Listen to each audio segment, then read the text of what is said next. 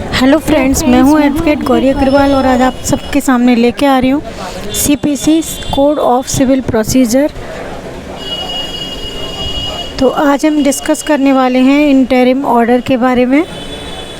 तो आइए साथ में मिलकर वीडियो डिस्कशन करेंगे और कोई भी क्वेश्चन समझ नहीं आता है तो आप मुझे कमेंट करके ज़रूर बताइएगा। What is interim order? Interim order are those orders passed by a court during the pendency of a suit or proceeding which do not determine finally the substantive rights and liabilities of the parties in respect of the subject matter of the suit or proceeding. They only settle some intervening matter relating to the cause.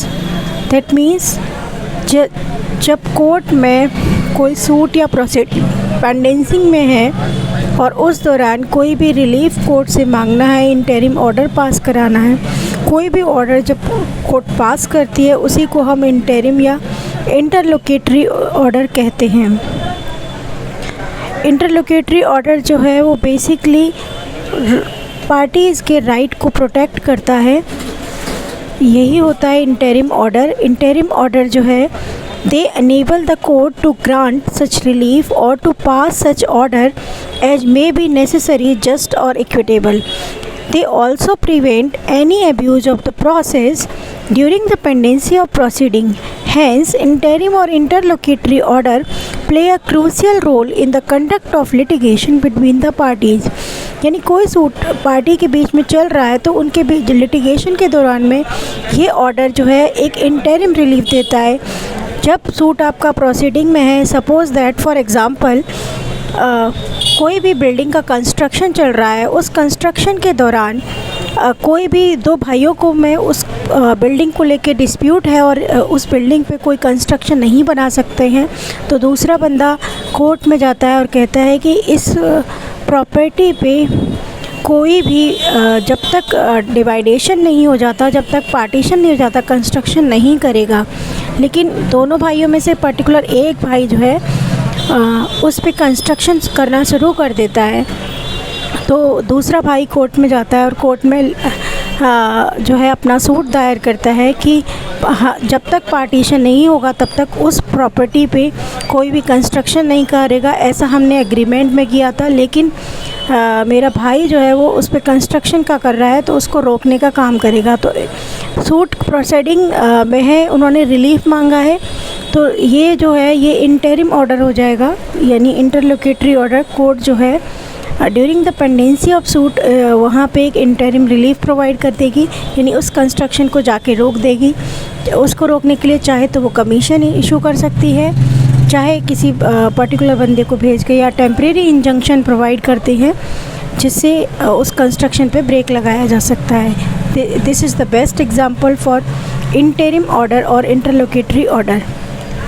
There are different types of interim orders such that payment in court which are given under order 24 of CPC, security for cost, जो security provide की जाती है cost के लिए वो order 25 में दे रखी है। जो पार्टी सूट लेके आ रही है वो उस सूट का कॉस्ट देंगी, यानी उसकी कोर्ट फीस लगाएंगी। तीसरा कमीशन, कोर्ट जो है कमीशन इशू करता है, commission which are given under order 26 and section 75 to 78 commission issue करती है। कमीशन जो है विटनेस के को सुनने के लिए, बयान करने के लिए इशू किया जाता है। कमीशन जो है किसी भी प्रॉपर्टी कंस्ट्रक्शन को रोकने के लिए या कोर्ट के द्वारा कमीशन इशू किया जाता है, वो हम नेक्स्ट वीडियो में डिस्कस करेंगे। नेक्स्ट है अरेस्ट बिफोर जजमेंट। जजमेंट होने से पहले कोई भी ऑर्डर है, अगर बंदे को अरेस्ट किया जाना है, सिविल प्रिजन में जाना है, तो वो भी काम कर सकते हैं। ये भी इंटरिम ऑर्डर है, ये ऑर्डर 38 में आता है। Next attachment before judgment. Judgment से पहले किसी भी प्रॉपर्टी को अटैच करना, दैट मीन्स कुर्की करवाना, this is also part of interim order. Order 38 temporary injunction. जब हमने कोर्ट से परमानेंट इंजंक्शन मांगा, परमानेंट इंजंक्शन में काफ़ी टाइम लग जाता है, तो उस पार्टीज़ की लाइबिलिटीज़ को देखते हुए, पार्टीज़ के रिलीफ को देखते हुए, अगर पार्टी को आवश्यक है कि अगर ये होना बहुत ज़रूरी है, ये नहीं हुआ तो कोई अनहोनी हो सकती है या कोई रुकावट हो सकती है।